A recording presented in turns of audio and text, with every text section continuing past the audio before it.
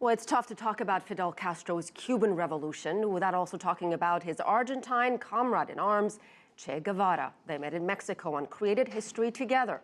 Guevara became a cultural hero of rebellion for people around the world, and his influence lives on today.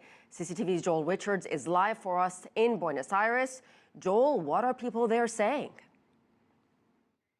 Afternoon, Asia. Well, obviously reaction is coming in from around the world and also here in the southern part of Latin America. In Uruguay, an official day of public mourning has been announced. In Chile, the president, Michelle Bachelet, wrote on social networks that Castro was, quote, a leader for dignity and social justice in Cuba and in Latin America. Now, here in Argentina, the former president, Cristina Fernández de Kirchner, who enjoyed a very close relationship with Castro, also said, quote, he was an example, dignity and sovereignty. In the Mauricio Macri government in power here in Argentina has both sent its condolences to Cuba, but also thanked it for its historic support of Argentina's claim over the Malvinas, or the Falkland Islands. Now, as you mentioned, Ernesto Guevara, El Che there, Argentina does have a slightly unique relationship with Cuba, the Cuban Revolution, and of course Fidel Castro, because the relationship between El Che and Castro was absolutely vital in shaping the direction that the Cuban Revolution took.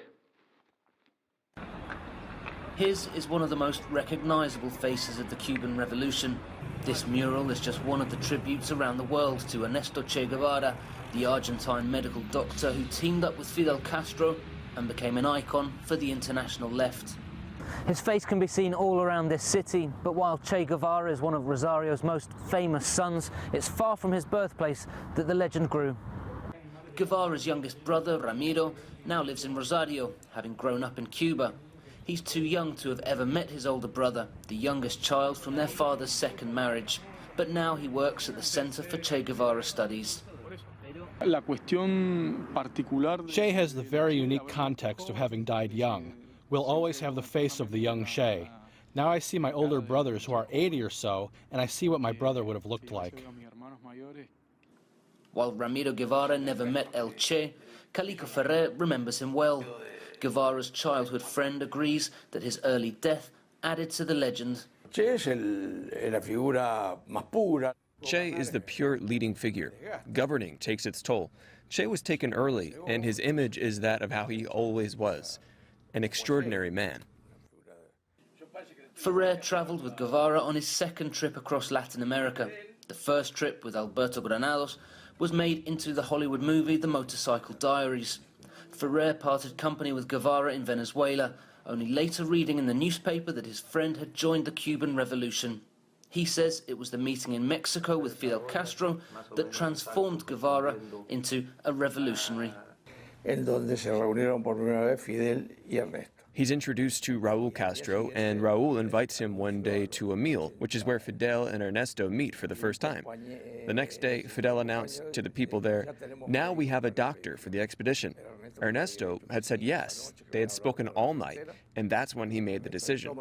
For me, that's when Ernesto becomes El Che, that day.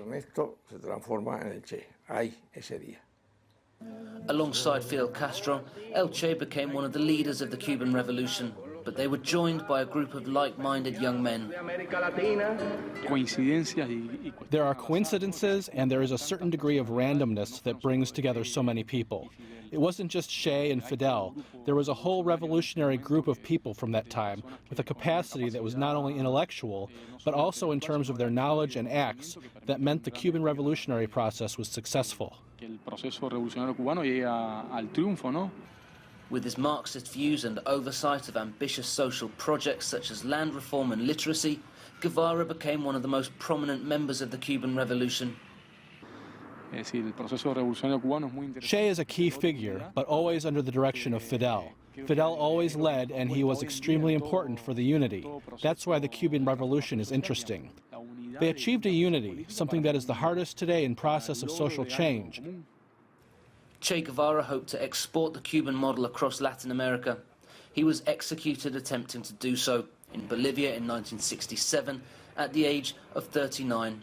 His remains lie in Cuba, but his persona, like that of Fidel Castro, lives on across the world. So Che Guevara then indelibly linked Acier with his work in Cuba, and of course that relationship with Fidel Castro, which again, as we said, makes it such an important relationship between Argentina and with Cuba. Che Guevara, undoubtedly one of the icons of Argentine history, and another icon for different reasons is Diego Maradona. And today he was another of the famous people giving their opinion about the news of Fidel Castro passing away. He said that Fidel Castro was indeed a second father to him.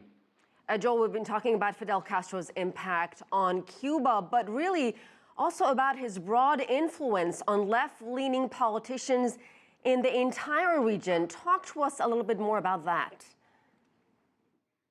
Very much so. So the Cuban Revolution was, for a certain generation in the 1960s and the 1970s, very much an example that people across Latin America took as being proof that revolution was possible. Of course, many historians will have analysis of that. But in more recent years, this tide of left-leaning governments, Hugo Chavez in Venezuela, Evo Morales in Bolivia, the Kirchners here in Argentina, all very much saw Castro as, if you like, an advisory elder statesman role for the Latin American left. And it's not just the ideology and the policies, but also very much, as we heard in the earlier interview, his charisma and the bravado in defying the United States in particular. So undoubtedly Castro, a man whose place in the Latin American history is sealed.